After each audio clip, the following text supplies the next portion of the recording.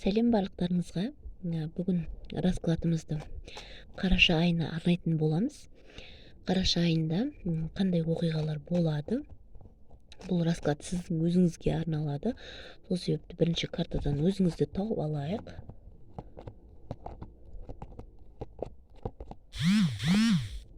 Өзіңізді ойлаңыз.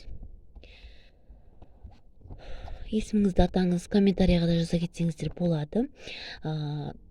Айтатыным бар еді. Өткенде осыдан бір жыл бұрынғы видеоларды салғаным, олардан маған ешқандай пайда жоқ. Соншалықты комментария жазбасаңыздар деймін. Яғни қалай ұялмай шығарып отыр қайтадан деген сияқты ондай әңгімелер керек емес. Мен одан ешқандай пайда көріп отырған жоқпын. Мен YouTube каналға видео салғаннан маған YouTube канал жәндегі ақша төлеп, монетизация қосып, олай жасап отырған жоқпын. Просто кейбіреулерге тура бұрынғы раскладтар, яғни бұрын ашқан раскладтар қазіргі сәтте тура келуі мүмкін. Яғни сіздің телефоныңызда случайно шығып қалған видеолардың өзі де бекер емес. Яғни случайность это не случайность деген сияқты. Сол себепті айтарым, өткен видеоларды салғаннан мен ешқандай пайда көрген жоқпын, көріп те жатқан жоқпын. Ары қарата раскладымызды жалғастырайық. Сіз бұл жерде королева пентакли болып шығып тұрсыз. Яғни ана болуыңыз мүмкін, знак зодиагаңыз бойынша дева болуыңыз мүмкін, козерог болуыңыз мүмкін, бірақ бұл маңызды емес. Знак зодиагаға қатты берілудің қажеті жоқ. Бұл общий форматта расклад болғандықтан жеке аштырамын десеңіздер, WhatsApp номеріме жазсаңыздар болады. Және сіз ана болуыңыз мүмкін. Ана болмасаңыз да жәндегі ініңізге жәндегі ухаживание жасап, домашний тірліктерді жасап, жалпы айтқан кезде жәндегі приземленная дейміз ғой, яғни көп тірліктерді жасау, мойнына жауапкершілік алған бір бизнесіңізде бар болуы мүмкін. Бұл жерде сізде қазіргі сәтте, яғни бір нәрсені күтудесіз, яғни жүктілік кімге маңызды болса жүктілікті күтіп жатырсыздар, немесе жәндегі қаржылық жағдайды күтіп жатырсыздар. Көп жағдайда бұл жерде сіздің жәндегі осы уақытта ендігі толыққанды өмір сүруіңізге қажетті қаражат келе жатырғандығы көрсетіліп тұр, яғни сіздің өміріңізге. Яғни сіз соны күтудесіз, белгілі бір жәндегі өзіңізді қанағаттандырарлық нәрсе болатындығына сенімдісіз, және сіз оны күтудесіз, яғни болады деген сияқты сондай сенімде болып тұрсыз. Енді өткеніңізді көре кетейік. Қазіргі жағдайға сізді не алып келді? Бұл жерде сізде аздаған конфликт болуы мүмкін, қаржылық мәселесіне байланысты конфликт болған болуы мүмкін. Яғни келіспеушіліктер, яғни келіспеушіліктер, қаржыны жәндегі жаратпау деген сияқты сіздің жаратқыңыз келмеген болуы мүмкін бұл жерде көп жағдайда. Немесе жәндегі қарым-қатынастағы адамыңызбен қызғаныш болып, араларыңызда жәндегі түсініспеушіліктер, реніштер болып, бір-бірлеріңізге қатты сөздер айтып, екі жаққа кету деген сияқты көрсетіліп тұр бұл жерде қарым-қатынаста көретін болсақ. Ал егерде кейде общий форматта болғандықтан, яғни кейде қаржылық жағдайыңызды сақтап қалу үшін, яғни біреуге қарыз бермеген болуыңыз мүмкін, сол үшін жәндегі ренжіген болуы мүмкін біреулер деген сияқты. Яғни сіз қазір сондай ситуацияда екендігіңіз көрсетіліп тұр. Енді осы айда қандай оқиғалар болады? Ноябрь айында, яғни атмосферасы қандай болады? Ноябрь айының атмосферасы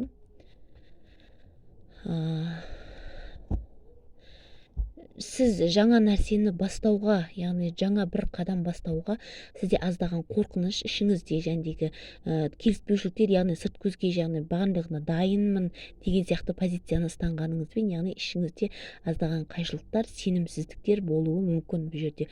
Жаңа жәндегі риск жасауға аздап қорқуыңыз мүмкін екендігі көрсетіліп тұр. Жалпы атмосферасы, яғни кез келген істі бастар алдында аздаған қорқыныш, жәндегі оны талқылау деген сияқты нәрселер болатындығы көрсетіліп тұр бұл жерде.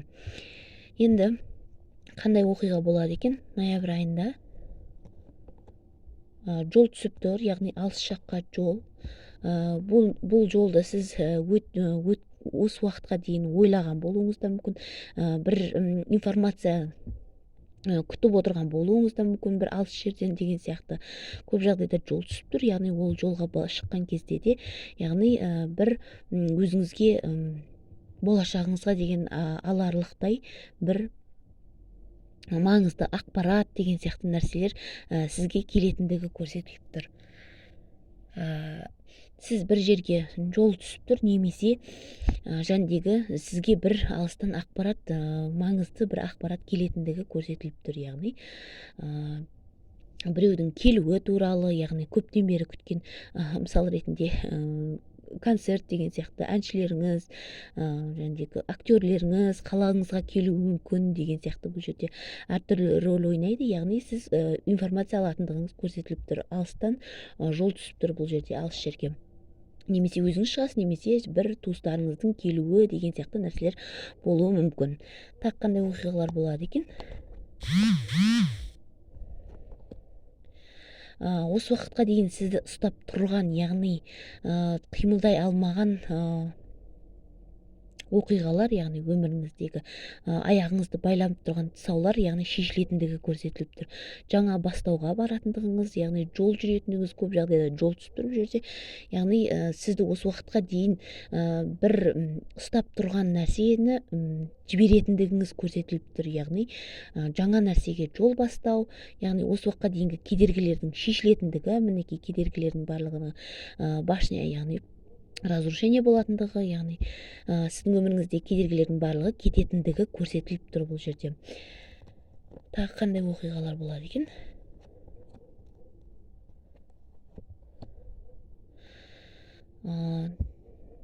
Бұл жерде жәндегі өзіңізді жәндегі бұлайда аздап спокойно ұстай алмауыңыз мүмкін. Баста көрсетіп тұрғандай, яғни бір нәрсені бастау үшін оны талқылау, яғни аздап ашулану, сенімсіздік іштегі деген сияқты нәрселер көрсетіліп тұр ғой. Бұл жерде де аздап жәндегі ашуға берілуіңіз мүмкін. Яғни өзіңіздің ішіңіздегі дьяволды өзіңізде жәндегі ангеліңізбен сақтау үшін, яғни ашуыңызды шығармау үшін сізге қиын болатындығы көрсетіліп тұр.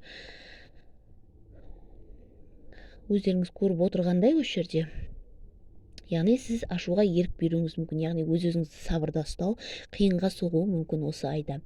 Тағы қандай болады екен оқиғалар?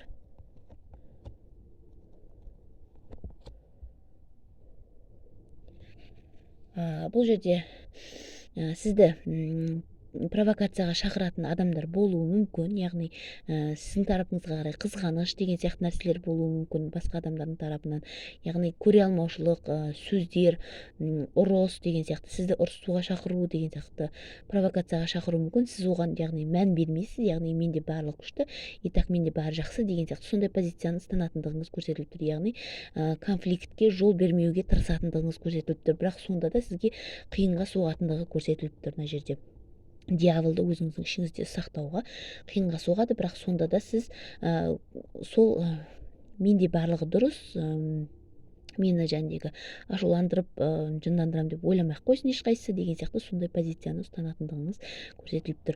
Бұл әрине өте жақсы позиция. Сізді біреу конфликтке шақырса бармау керек. Тағы қандай оқиғалар болады екен? Яғни сізде өткен уақыттарда сізден қарыз алған адам, қаржы алған адам, яғни сізге қаржысын қайтару ықтималдығы өте жоғары осы айда. Тағы қандай оқиғалар болады екен? Сізде өміріңізде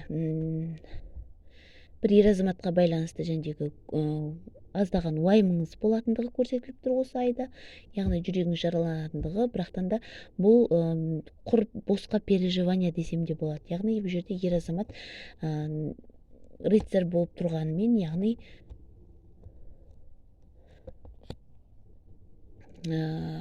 араларыңызда кездесу деген сияқты нәрселер көп жағдайда екеулеріңіз бір-бірлеріңізді тартып тұрасыздар, бірақ араларыңызда қайшылықтар, қиындықтар көп, кездесуге деген, бірге болуға деген сияқты. Сол жағынан аздаған переживания болуы мүмкін. Бұл ер азамат сізден жасы кіші болуы мүмкін, рыцарь болып шығып тұр еткені, бірақтан да сонда да тұрақты ер азамат екендігі көрсетіліп тұр жалпы айтқан кезде. менімен бірге болғандарыңызға рахмет. Ұнаса лайк басыңыздар, комментарий жазыңыздар. Комментарийға қандай тақырыпта видеолар салғанымды қалайсыздар, соны да жаза кетсеңіздер болады. Сау болыңыздар.